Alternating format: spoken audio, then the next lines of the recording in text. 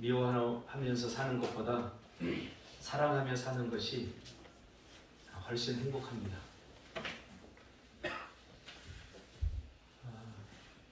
하나님의 말씀대로 사는 것이 때로는 버겁기는 하지만, 그러나 그 말씀에 순종하는 삶이 불순종하며 사는 삶보다 훨씬 천국에 가까운 삶입니다.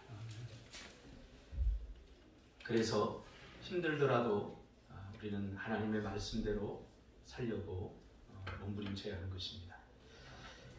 한 해가 다 지나고 이제 좀 마지막 이런 말을 좀 안 좋아하는데, 이제 마무리, 매듭을 져야 되는 이제 마지막 52주째 예배를 지금 드리고 있습니다.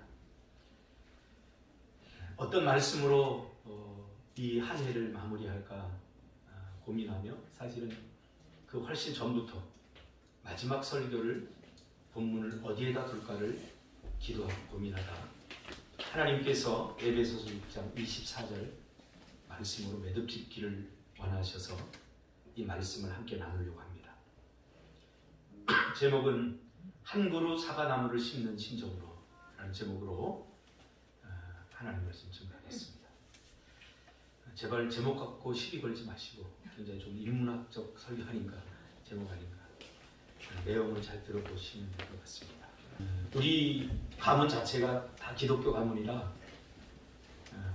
감이 안 다닐 수는 없었고, 다만 어머니에게 좀 내가 대항할 수 있을 만한 힘이 생겼을 때, 그런 위치가 되었을 때 나는 절대로 교회를 다니지 않겠다, 그렇게 마음먹은 적이 있습니다. 하나님이 분명 계시다는 것을 알고 있었는데, 그 하나님과 동행하는 방법을 배우지 못했던 나는 사춘기를 겪으면서, 아주 호되게 겪으면서 방황하게 되었습니다. 그것이 중3에서 고1 때까지 교회를 내 인생 52년 중에 1년 동안을 제가 다니지 않은 적이 있습니다. 교회를 접었다가 다시 교회를 다니게 된 계기와 맞물려서 신앙생활을 다시 시작한 곳이 작은 개척교회였습니다. 인천에 가면 동암이라고 하는 곳이 있는데, 그 동암역 앞에 3층 상가의 지하에 감리교 출신 목사님이 개척을 했던 교회입니다. 그곳에서 주님과의 관계를 다시 회복하고 신앙생활이 시작이 되었습니다. 지금 생각해보면 그때 당시 자연스럽게 이루어졌던 저희 그 청소년부 공동체가 상당히 성경적이었고 또 앞서갔던 공동체였던 것 같습니다. 리더가 여자 선생님이었어요. 황신자 선생님이라고. 그 선생님의 헌신적인 섬김과 돌봄, 그리고 그 가족들의 헌신의 영향이 대단히 컸습니다. 저의 그 시절의 모든 삶이 그곳에서 이루어졌습니다. 제가 이런 공동체를 꿈꾸게 된 그 생각을 태동시킨 곳이 바로 그때 그곳에서의 신앙생활이었습니다. 이렇게 좋은 사람들과 평생 같이 살면 얼마나 좋을까 라고 하는 생각이 그때 처음 들었던 거죠. 이런 누나, 이런 선생님, 이런 친구들과 평생 함께 살면 정말 행복하겠다. 천국은 가보지 않았지만 그것이 곧 천국이었던 것 같습니다.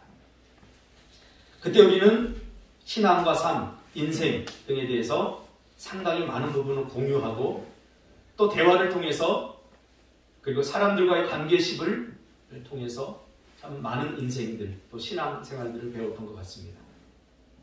그때 우리는 모이면 너나 할 거 없이 공휴일에도 모이고, 주일에도 모이고, 금요일에도 모이고, 토요일에도 모이고, 참 모이기를 기뻐했던 것 같습니다. 모일 때에는 꼭 어머니, 아버지가 주신 용돈 또는 부침개 이런 걸 가지고 와서 서로 함께 나누었습니다. 제 평생에 이러한 시간이 있었다는 것이 저에게는 하나님이 주신 은혜였던 것 같아요. 그때 우리는 모이면 기도하고 예배하고, 누가 강요하지 않더라도 책을 읽고 대화를 나누었습니다. 그렇게 함께 하는 것이 정말 큰 힘이었고 낙이었습니다. 근데 지금도 기억하는 것이 그 대화 중에 주로 이런 대화의 내용들이 있었던 것 같아요. 만약 네가 하루밖에 살지 못하면 너는 오늘 뭘 할 거야? 라는 질문을 받았던 기억이 생생합니다. 이런 삶에 대해 깊이 생각하게 하는 질문을 던지는 프로그램들이 또 많이 있었던 것 같습니다. 오늘 하루밖에 내가 살지 못한다면 넌 뭘 할 거야? 그때마다 저는 이렇게 이야기하곤 했습니다. 나는 그냥 이렇게 살 거야. 솔직한 고백이었습니다. 만약 하루밖에 살지 못하면 어떻게 살까? 아무리 생각해도 지금이 제일 행복하고 그때가 제일 좋았던 것 같아요. 그래서 나는 그냥 이렇게 살 거야 라고 말을 했던 기억이 납니다. 어떤 친구들은 맛있는 걸 먹으면서 난 친구를 맞을 거야. 뭐 별 이야기들이 다 나와. 여행을 할 거야. 어제 설교를 준비하면서 문득 이 생각이 나서 제가 희수 집사님 또 우리 애들하고 밥을 먹다가 애들한테 물어봤어요. 얘들아, 만약 너희들은 하루밖에 살지 못한다면 오늘 뭐 하면서 지낼 거야? 그랬더니 우리 예원이가 그러더라고요. 난 잘 거야. 우리 예원이의 성향을 알기 때문에 왜 잔다고 하는지 알아요. 두려움이 많아요. 그래서 마지막을 두려워하지 않고 그냥 자면서 맞고 싶은 거죠. 뭐 그렇게 이야기하진 않지만 제 느낌에는 그래요. 우리 큰딸이 이어서 이야기합니다. 나는 그냥 하던 대로 살 거야. 그러니까 아빠를 닮았죠. 그냥 평소 하던 대로 할 거예요. 다이나믹한 우리 예담이가 나는 남자친구를 사귀어볼 거야. 나는 연예인을 만날 거야. 뭐 이렇게 하는 거예요. 제가 사실은 내일 설교 주제 중에 하나예요. 그랬더니 그래 아빠? 나는 아빠 다시 얘기할게. 나는 봉사를 할 거야. 나는 희생을 할 거야. 뭐 이런 이야기를 하길래 제가 이미 늦었다.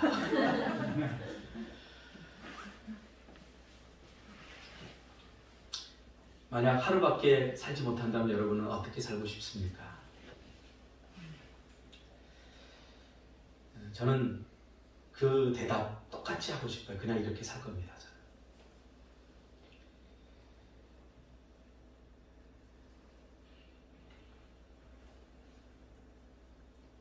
근데 후에 이 말은 종교개혁자였던 마틴 루터가 했던 말임을 알게 됐습니다. 나는 그냥 이렇게 살 거야. 흔히 내일 지구가 멸망하면 나는 한 그루의 사과나무를 심겠다. 이 말을 한 사람을 우리가 스피노자라고 알고 있지 않습니까? 물론 그 사람도 했어요. 근데 역사적으로 조금 연구를 해보면 스피노자는 1600년대 사람이고 이 말을 원래 했던 사람은 마틴 루터입니다. 마틴 루터는 1400년대 사람이에요. 그리고 스피노자는 하나님을 알았던 사람이죠. 그래서 마틴 루터의 영향을 대단히 크게 받았던 사람이에요. 그리고 스피노자는 또 아인슈타인에게 엄청난 삶의 영향을 미쳤죠. 심지어는 아인슈타인에게 사람들이 물어봤죠. 당신은 신을 믿습니까? 그랬더니 스피노자는 신을 믿습니다. 이렇게 이야기할 정도로 아인슈타인이 스피노자의 삶을 굉장히 동경했던 거죠. 오늘 사도 바울은 에베소 교회 성도들에게 비슷한 이야기를 합니다. 에베소 성도들을 향해 쓴 그 편지의 말미에 우리 주 예수 그리스도를 변함없이 사랑하는 모든 자에게 은혜가 있을지어다 라고 말합니다. 이 말을 조금 방향을 바꿔서 말하면 지금처럼 예수님을 변함없이 사랑하라는 당부의 말인 거죠. 그러니까 에베소 교회 성도들을 향해서 야, 너희들 지금처럼 그렇게 지금까지 예수님을 사랑한 것처럼 그렇게 삶을 사는 것처럼 앞으로도 지금처럼 그렇게 계속 살아야 돼? 라고 사도 바울이 편지의 마지막 부분에서 인사를 하면서 당부를 하고 있는 거죠. 지금처럼 앞으로도 그렇게 살라는 당부는 내가 어떤 마음을 가지고 어떤 모습으로 살아가고 있는가에 대한 자각과 인식이 있어야 됩니다. 또 지금처럼 살아? 이렇게 누군가가 말한다면 나는 지금 어떻게 살고 있지? 라고 물어야 하는 거죠. 그래야 그것처럼 살아가고 갈 수 있기 때문이죠. 나를 알고 내 삶을 알고 그 나를 잃지 않고 나를 지켜내며 살아가는 거죠. 이것이 사도 바울의 성도들을 향한 간절한 지향입니다. 변함없는 사랑, 사랑의 사람이 되라고 부탁하는 그 이면에는 사랑의 변질에 대한 염려와 사랑도 변할 수 있음에 대한 걱정의 마음이 담겨져 있는 것입니다. 신앙생활도 그렇습니다. 너 지금처럼 열심히 해야 돼? 라고 하는 부탁의 이면에는 그 열심이 변질될 수도 있다는 것을 전제하는 염려와 걱정이 담겨 있듯이 말이죠. 믿음도, 주님을 향한 사랑도, 이웃을 향한 사랑도, 사람에 대한 사랑도 여기에 다 포함되어 있습니다. 또 우리가 하나님을 위해서 하는 사역도 여기에 포함되어 있습니다. 다 변질될 수 있습니다.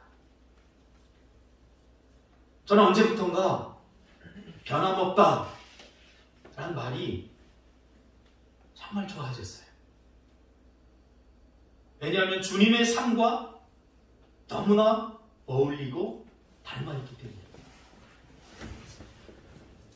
어쩌면 주님은 그렇게 한결같죠? 그렇게 변함이 없죠? 제가 어릴 적 만났던 주님, 한참 가슴앓이를 하고 다시 주님을 회복했던 그때의 주님, 그리고 지금의 주님, 늘 한결같고 똑같아요.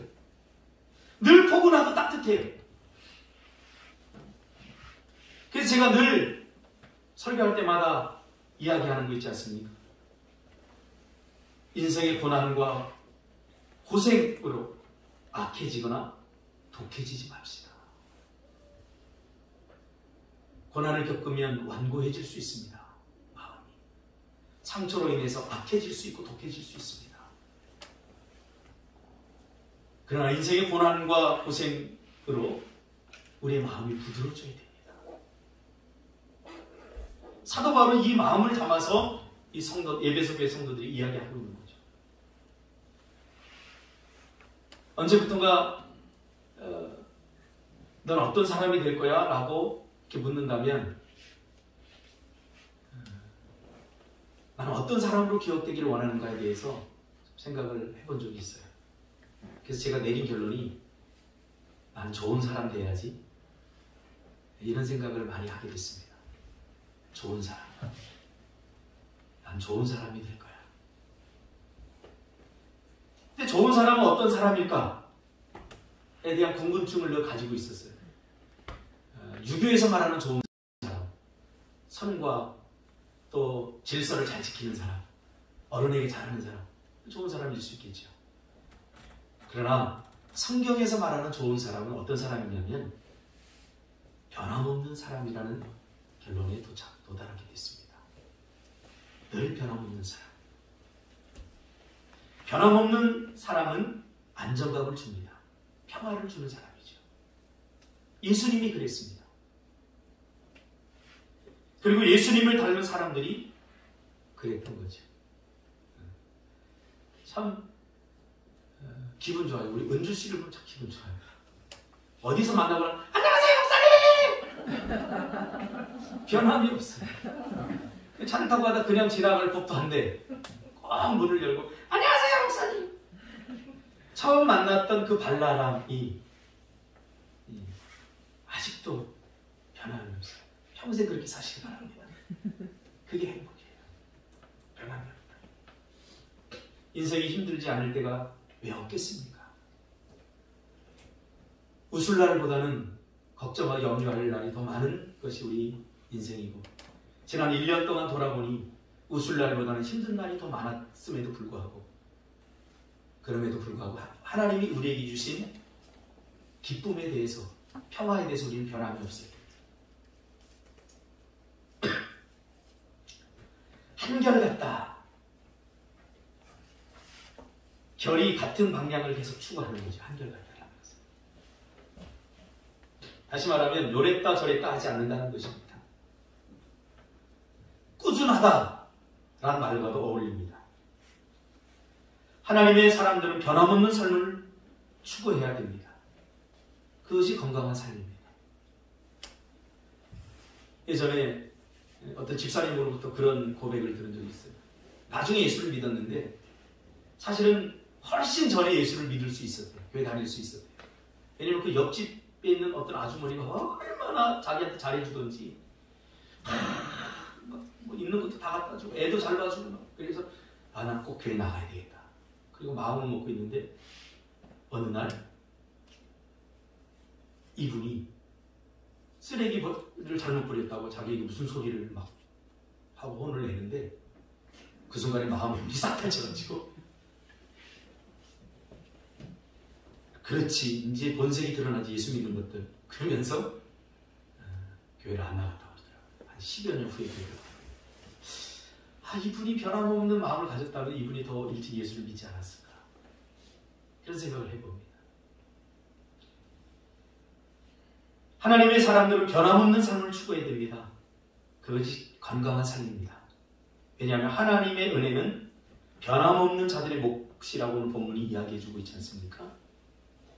사도 바울은 에베소 교회 성도들에게 하나님의 은혜가 우리 주 예수 그리스도를 변함없이 사랑하는 여러분 모두에게 함께하기를 기도한다고 축복하고 있습니다. 변덕스러움은 하나님의 은혜와 거리가 멉니다. 이해를 돕기 위해서 시편 1편으로 잠시 우리의 생각의 공간을 옮길 필요가 있습니다. 시편 1편으로 한번 가볼까요?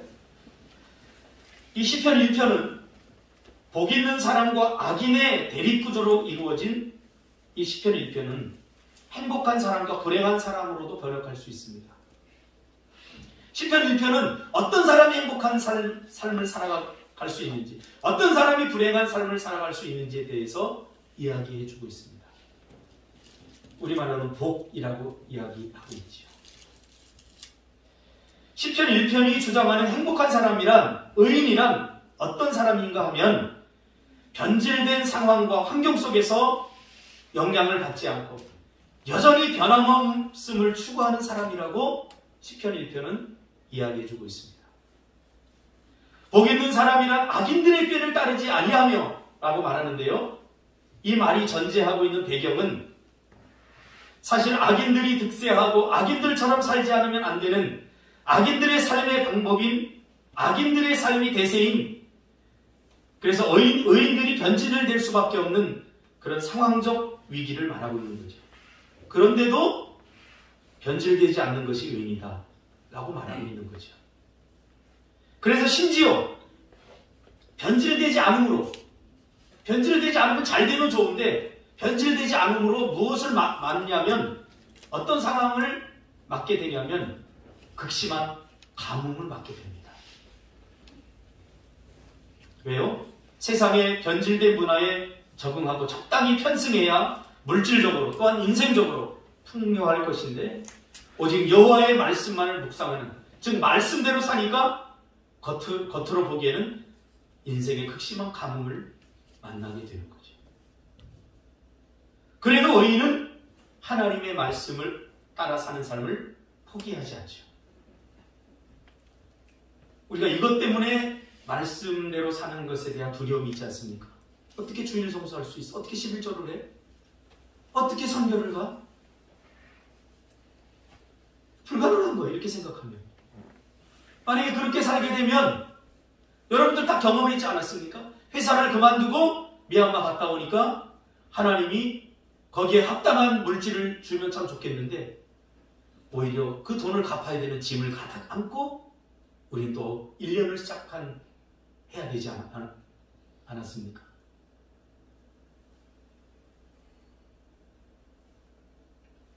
말씀을 따라 사는 삶이 우리의 눈에 보기에는 인생의 가뭄으로 인도한다는 거죠. 그런데 놀라운 역전이 생기죠. 그 극심한 가뭄 속에서도 의인들의 과수원의 나무들은 철을 따라 극상품의 열매들을 주렁주렁 맺더라는 것이죠. 그게 시절을 쫓아 과실을 맺는다 그 말이에요. 거목의 조건이 있습니다. 거목. 제가 다음 교회 임직자를 세우는 그 예배에 제가 성도들을 격려하는 격려사를 하러 제가 간 적이 있습니다. 그때 그 세워지는 그분들을 향해 제가 이야기했습니다. 여러분, 거목의 조건이 있습니다. 큰 나무가 될 수 있는 조건이 있습니다. 이리저리 옮겨 다니지 않고 한 곳에 평생 머물러야 거목이 될 수 있습니다. 그렇지 않습니까? 큰 나무들은 몇십 년, 몇백 년, 몇천 년을 그 자리에 머물러 있었던 것입니다.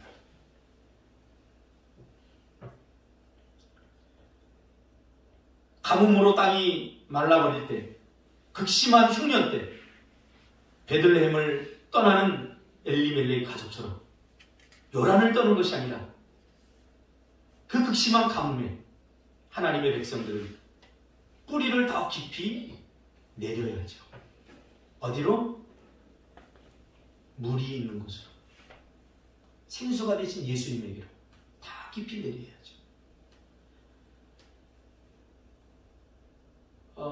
교회도 마찬가지예요. 우리 성도들이 작은 교회에서 이렇게 하다 보면 참 열등감이 올 수도 있습니다. 힘들 수도 있어요. 그러나 그렇다고 옮긴다고 뭐 내 신앙이 더 좋아지는 거 아닙니다. 떠난다고 더 좋아지는 거 아닙니다. 그때는 뿌리를 더 깊이 내려야 될 시절입니다. 흉년 때에 옮기는 것은 철새적 마인드, 세상적 처세술입니다. 이곳에 왔으면 이곳에서 뿌리를 내려야 됩니다.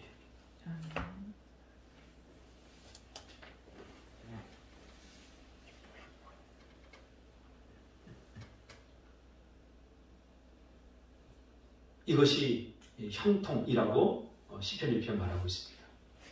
이 형통의 범위가 모든으로 확대가 되는 거죠. 그러나 변질된 사람들, 악인들은 그렇지 않습니다. 바람에 나는 겨와 같다 라고 시편 1편에서 이야기하고 있죠. 늘 요란스럽고 이랬다 저랬다 갈피를 못 잡고 뭔가 분주하고 변덕스럽고 도대체 정체를 알 수 없죠.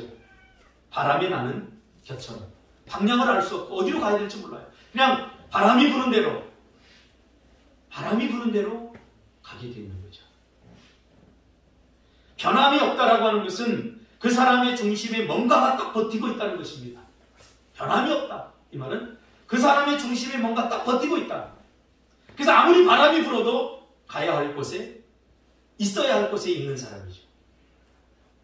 하나님의 말씀이 마음의 중심추가 되어 있는 사람은 아무리 바람이 불어도 흔들리거나 바람이 나는 겨처럼 요동하지 않습니다. 코로나19로 인해서 얼마나 많은 그리스도인들이 요동하고 있습니까? 그럴 필요 없어요. 그럼 우리는 늘 하는 대로 하면 돼요.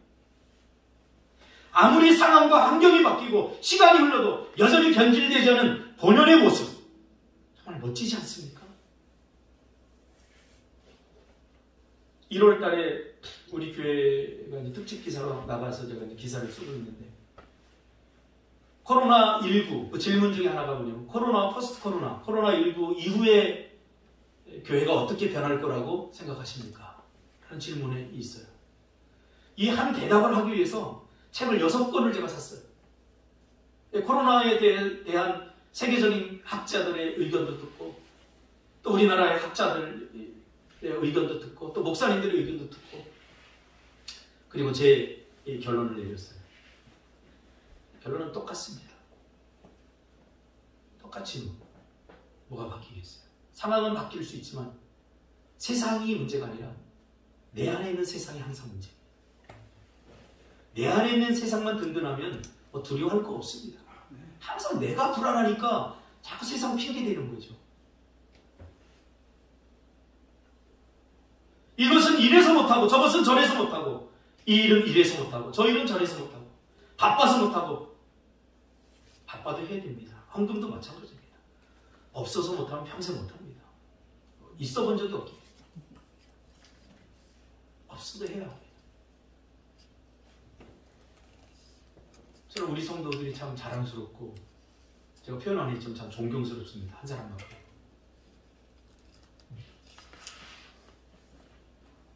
특히 제가 지난 몇 년을 이렇게 보면서 우리 현선 집사님을 참 칭찬해 주고 싶어요. 칭찬한다고 해서 뭐 열등을 가질 필요 없고 부러워할 필요도 없어요. 여러분들도 다 제가 칭찬해 주고 싶은 사람 중에 한 사람인데 올 몇 년을 제주도 와서 이렇게 지켜보면서 배가 이만해서 와가지고 한 번 제가 뭐 이야기하면 못하겠습니다 한 적이 없어요. 피아노 반주도 여러분 얼마나 힘든지 아세요? 애 가지고 또 지금 둘 됐잖아요. 교사하죠. 토요일에 오면 교사하죠. 뭐 이렇게 시키면 다 이 여전도 회장처럼 뒤에서 다 과일 뭐 하고 다 하죠. 어제도 보니까 아빠가 애를 하나 안고 또 이렇게 하고서 와서 예배 청소년부 애들은 2명밖에 없어서 한 사람만 있으면 될 것 같은데 교사가 4명, 5명 와가지고 정말 변함이 없이 늘 하던데요. 하는 그 모습이 감동이 되는 거예요. 감동이. 성같이 이어하죠. 찬양하죠. 봉사하죠. 악인들은 이런 의인의 삶을 견디지 못해요. 핑계대기 바쁘죠. 아, 애 낳았으니까 이제 좋다. 입에 들들일 때니까. 애 키운다고 하면 되니까. 그렇게 하지 마세요. 그 애가 복이 안 돼요. 그럼에도 불구하고 변함이 없습니다. 어제 제가 성묘라고 하는 다큐를 봤어요. 처음부터 끝까지 다 본 건 아니고 TV를 틀었는데 제가 좋아하는 축구를 보려고 틀었는데 축구가 안 하더라고요. 돌리다가 성묘라고 하는 여러분 다 아시죠? 무슨 다큐냐면 화성 연쇄살인 8차 범인으로 몰려서 소중한 인생 20년을 감옥에서 허비한 그 장애인에 대한 다큐입니다. 조춘재가 내가 죽였습니다라고 밝힘으로 무죄 선고 시기가 앞당겨지지만 그러나 그 전에도 자기의 무죄 때문에 계속해서 상고를 하고 법정에 싸웠던 사람이에요. 그 얼굴을 보니까 천사 같아요. 참 당당해요. 제가 그 사람 잡혀갈 때 그 뉴스를 봤거든요. 참 찌그러진 얼굴에 저 사람은 그냥 억울하게 당할 수밖에 없는 그런 사회적 약자구나. 여기 써져 있었어요. 근데 20여 년 동안 감옥을 겪고 나서 그의 모습이 뭘 보니까 완전히 달라졌어요. 얼굴이 빛이 나요. 왜 그랬을까 궁금해서 그 다큐를 제가 잠깐 보니까 그 사람을 이렇게 지금 그 어떤 캐톨릭 그 부산 어디 거기서 보호를 해주고 있더라고요. 이렇게 그 원장이 나와서 하는데 그 사람이 막 치를 들어요. 이렇게 억울한 일을 당하고 자기는 지금까지 버틸 힘이 없다는 거예요. 너무 억울해서. 왜? 자기가 저지른 죄가 아닌데 20년 동안 감옥에 썩었어요. 여러분 날뛸 거 아니에요. 막 미칠 거 아니에요. 자기는 지금까지 살 수 없다는 거예요. 스스로 목숨을 끊든가 어떻게 하지 자기의 어떤 무죄를 하려고 하지 저 사람처럼 저렇게 평온할 수 없다는 거예요. 근데 이 사람이 윤성효 이분이 이런 이야기를 합니다. 저는 똑같이 살았어요. 감옥에 있거나 감옥 밖에 있을 때나 별로 다르지 않고 저는 똑같이 살았어요. 왜? 나는 죄를 안 졌는데 난 무죄인데 누구를 뭐 원망하거나 불평할 이유가 없어요. 난 무죄니까. 나 스스로 난 무죄라는 걸 알기 때문에 나는 그냥 똑같이 매일매일 살았다는 거예요. 이게 가능한 일인가?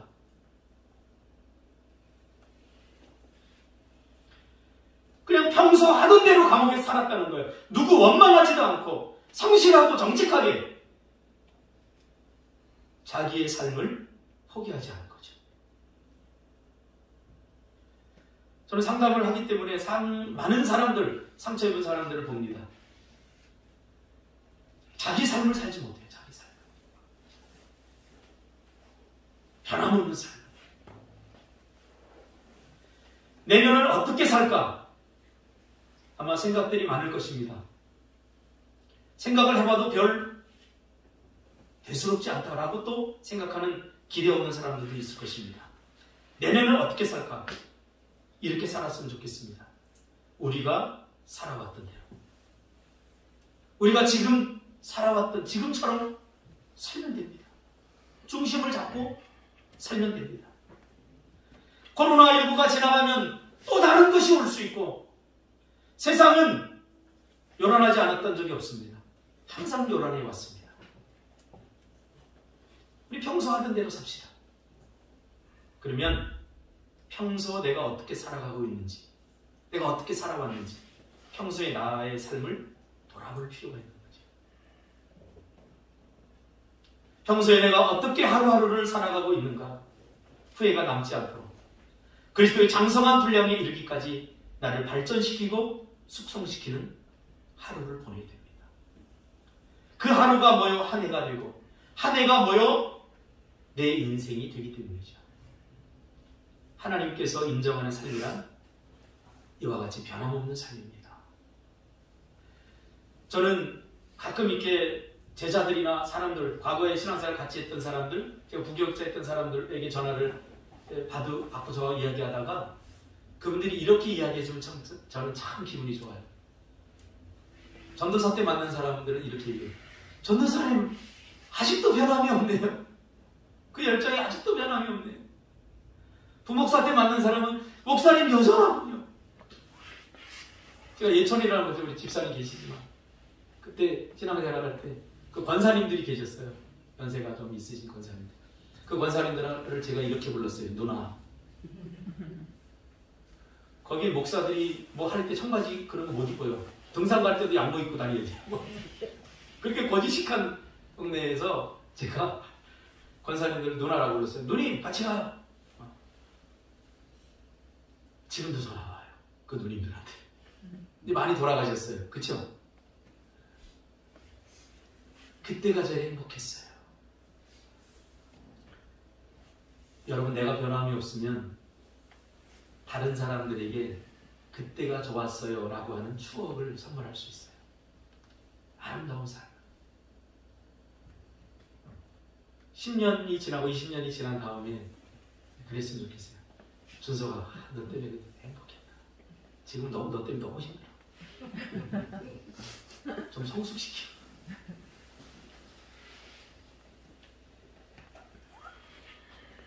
코로나19로 요란하고 떠들어도 정치가 어떻고 뭐가 어떻고 떠들어도 오늘 우리는 한 그루의 사과나무를 심는 일을 멈추지 말아야 할 것입니다.